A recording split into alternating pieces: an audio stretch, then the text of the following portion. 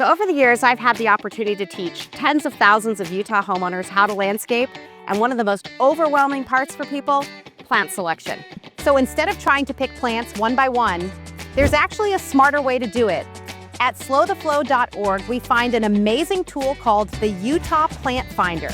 Instead of researching every plant yourself, the tool guides you through a simple design system. First, you start by thinking about seasons. Because in a well-designed yard, something should always be blooming or adding interest. So we divide the landscape into early spring, summer, and fall. Then the tool helps you build complementary plant combinations for each season. Start with your all-season anchor combo. It's going to be your highest performer.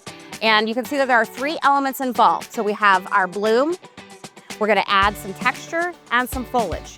These are the 3 traits that we're going to look for in those combinations, because what makes something beautiful is the way it contrasts with its neighbors.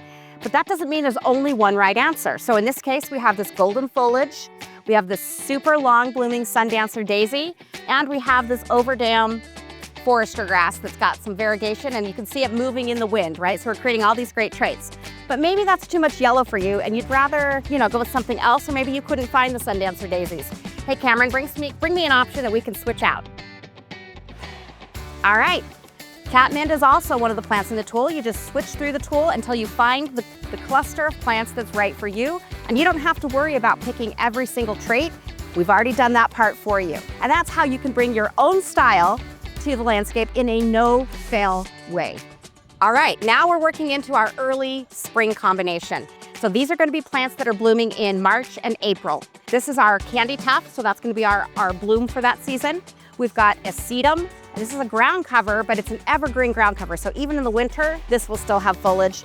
And this is also an evergreen grass for the same reason. So this is the first thing to perk up in the spring and start to give us something interesting to look at. Let's see what's next.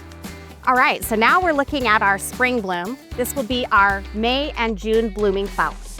So in this case, we've chosen a beautiful purple salvia, a sedum with some interesting texture, and a dark-leaved penstemon.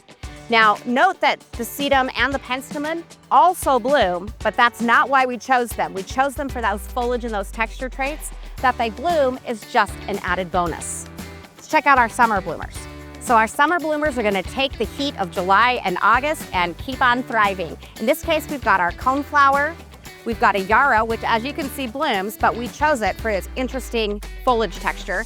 And then, of course, right here, we've got a lavender that will bloom in the summer as well, but it has really interesting leaf color. And it's the combination of these 3 things that look great. So if we only choose for bloom, we end up with lots of medium green leaf in a landscape, and then that gets the green jungle effect going. You need to have these texture and foliage elements to create contrast and so that everything looks interesting and planned and organized. All right, 1 season to go. So our final combination is for fall, and this is that September-October bloom. So we've got our fall blooming aster. We went ahead and went with a really interesting burgundy-leafed whirling butterflies, and then some liatris that's gonna add some interest and texture. Now, because we're filming this in spring, it's a little harder to find those fall plants. Expect that. Just know that if the plants are sold within their season. So now that you have an order in which you know to apply those plants to your yard, it's okay to go to the nursery a couple times in the season to make sure you get the best selection of what's available.